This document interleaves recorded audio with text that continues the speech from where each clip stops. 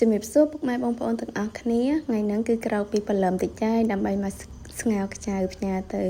បងនៅភ្នំពេញព្រោះអីគាត់ចូលចិត្តញ៉ាំខ្ចៅទលេអញ្ចឹងខ្ចៅហ្នឹងគឺខ្ញុំបានទៅទិញពីអំពូមីងដែលគាត់រាវដៃនៅខាង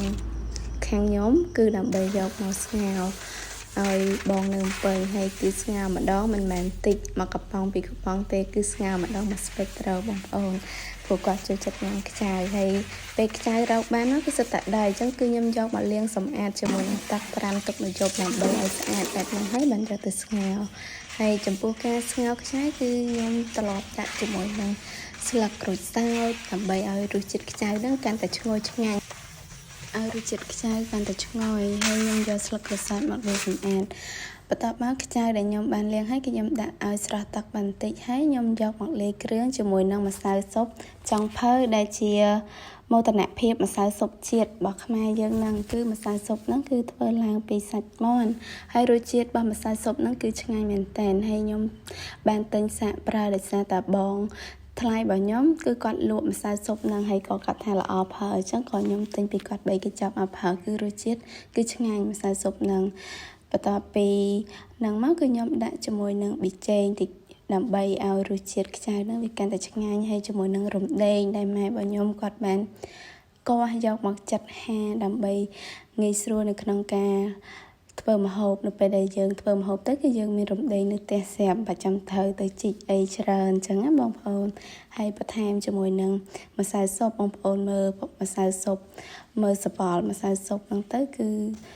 យើងដឹងហើយគ្រាន់តែឃើញពណ៌ម្សៅស៊ុបហ្នឹងដឹងថារសជាតិរបស់ម្សៅស៊ុបហ្នឹងគឺឆ្ងាញ់ហើយខ្ញុំបន្ថែមជាមួយនឹងទឹកត្រីបង្កងប៉ា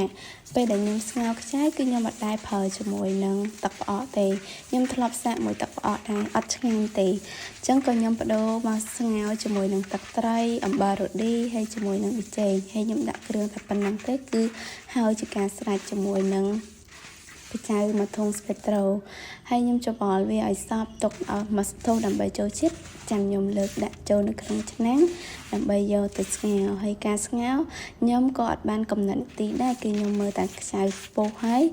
លបកស្ទះខាងលើខ្ចៅហ្នឹងគឺឆ្អិនហើយអញ្ចឹងខ្ចៅនេះគឺបានឆ្អិនរួចរាល់ហើយខ្ញុំធ្វើការដួសដាក់ចូលទៅក្នុងធុងស្ងោរហើយនៅក្នុងធុងស្ងោរដែរគឺទ្រាប់ជាមួយនឹងលឹកចេកដើម្បីឲ្យកម្ដៅរបស់វាក្ដៅបានល្អអញ្ចឹងពេលដែលផ្ញើទៅដល់ភ្នំពេញហើយគឺខ្ចៅហ្នឹងគឺនៅតែមានសភាពក្ដៅដដែលគឺអត់ត្រជាក់ទេក្រោបជាមួយនឹងស្លឹកចេកហើយមានបន្លាក្រូចគឺគាត់ចូលចិត្តហូបជាមួយនឹងបន្លាក្រូចគឺវាមានរសជាតិឈ្ងុយហើយបន្ទាប់ពីស្ងោរខ្ចៅហើយគឺភ្លៀងយកតែម្ដងភ្លៀងតាំងព្រលឹមតែម្ដងហើយខ្ញុំពេលដែលដុសហើយគឺសល់គឺខ្ញុំភ្លក់រសជាតិខ្ចៅនឹងដែរនិយាយទៅគ្រួសាររបស់ខ្ញុំគឺចូលចិត្តទាំងអស់គ្នាអរគុណពុកម៉ែបងប្អូនសម្រាប់ការពេញចិត្តនិងតាមដានទស្សនាវីដេអូរបស់ខ្ញុំសូមជួយចុច like ហើយនិង follow ម្នាក់មួយផងអរគុណសូមជម្រាបលា